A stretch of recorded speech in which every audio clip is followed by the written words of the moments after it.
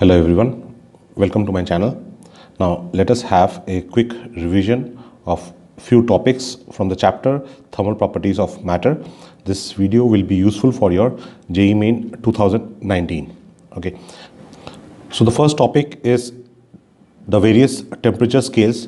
Now under this we need to see the various thermometers.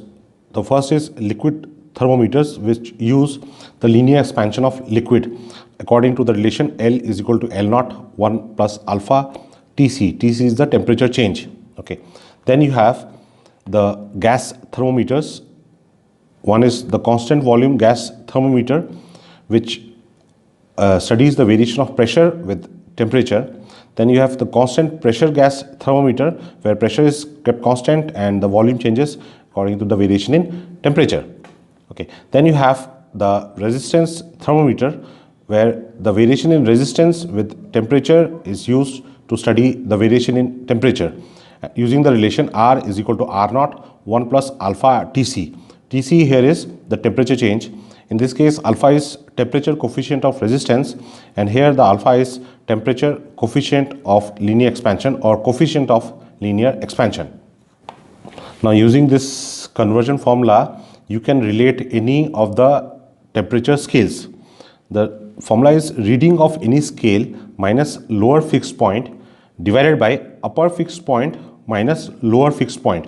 Now lower fixed point is taken as the freezing point of ice, and the upper fixed point, if it is taken as the boiling point of water. So in Celsius scale, it is C, the Celsius scale, minus 0 degree Celsius is the freezing point of ice, 100 degree Celsius is the boiling point of water, minus 0. So lower fixed point is 0, upper fixed point is 100 in Celsius scale, and then lower fixed point is again 0. Then in Fahrenheit scale, the freezing point is 32 degrees Celsius.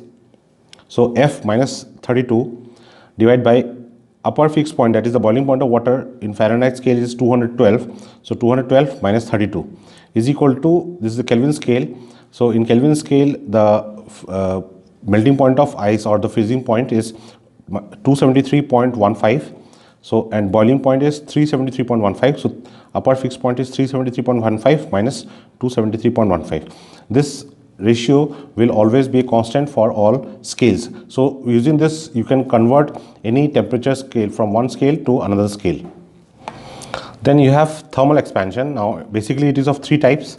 Linear expansion, whereas there is an increase in length, and that is measured with using this formula LT is equal to L naught 1 plus alpha delta T. L naught is the length at lower temperature, LT is the length at higher temperature. Alpha is the coefficient of linear expansion, delta T is the rise in temperature. Alpha can be expressed as alpha is equal to LT minus L naught divided by L naught delta T, or in differential form as 1 by L dL by dt. dt is the change in temperature, dL is the change in length.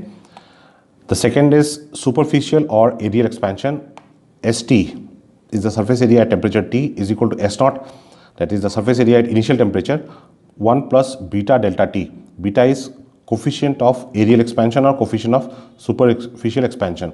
So beta is ST minus S naught divided by S naught delta T. So these formulas are quite similar. Alpha is 1 by L dL by dt, beta is 1 by S ds by dt. ds is the change in area, dt is the change in temperature. Similarly, volume expansion, Vt is equal to V naught 1 plus gamma delta T. Gamma is coefficient of volume expansion. So similar to alpha and beta, gamma can be expressed as like this. And the relation between alpha, beta and gamma is alpha is to beta is to gamma is equal to 1 is to 2 is to 3. So next is effect of temperature on time period of simple pendulum. Now in the simple pendulum, if the rod attached to the bob, if it is metallic, then with the increase in temperature, it will undergo expansion. So the fractional change in time period is delta T by T. In this case, this delta T by T represents the fractional change in time period, is equal to half alpha delta theta. Now this delta theta is the change in temperature, alpha is the coefficient of linear expansion. Next topic is the thermal expansion. Now if these are two fixed rigid surfaces and in between them there is a rod, then if there is an increase in temperature, this rod will undergo expansion, and then because of these two surfaces are fixed, it will experience a stress. So that is called thermal stress, and this thermal stress is given by the formula Y alpha delta theta. Thermal stress is equal to Y alpha delta theta. y is the Young's modulus, alpha is the coefficient of linear expansion, delta theta is the rise in temperature.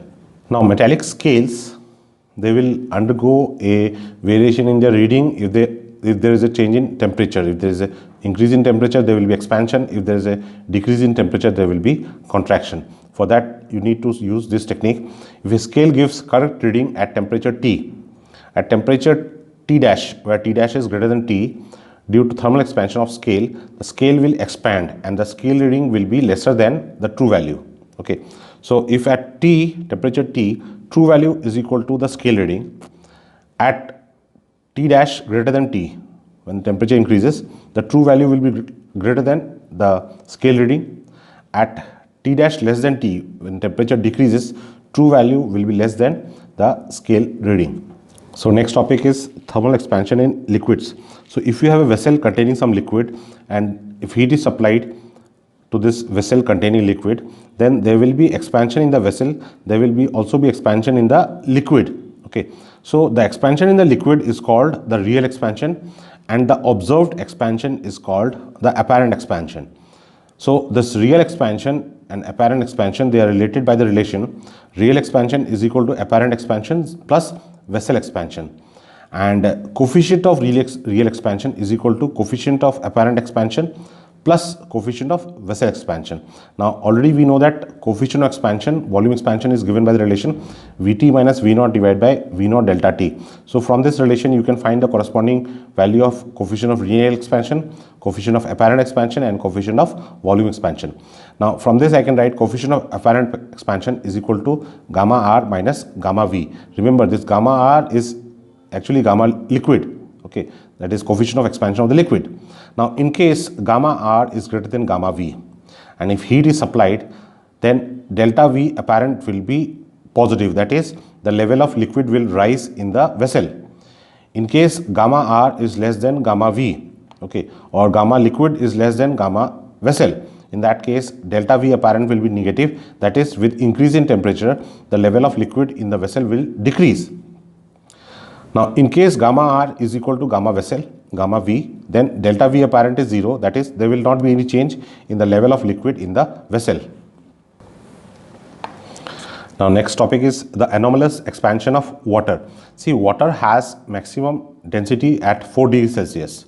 Now normally with increase in temperature the density decreases, but in case of water, since density is maximum at 4 degrees Celsius, so when temperature of water is increased from 0 degrees Celsius to 4 degrees Celsius, the density increases. Instead of decreasing, the density increases, acquires a maximum value at 4 degrees Celsius and then it decreases. Okay, since the density increases, that means volume from 0 to 4 degrees Celsius, the volume will decrease, it will acquire a minimum value and then it will increase. So this is the anomalous behavior. Normally when any heat is supplied to a material, it will undergo expansion, but between 0 to 4 degrees Celsius, so suppose this is 4 degrees Celsius, so between this range 0 to 4 degrees Celsius, in this range the volume will decrease and then beyond 4 degrees Celsius the volume will increase. Similarly, density between 0 to 4 degrees Celsius, the density will increase,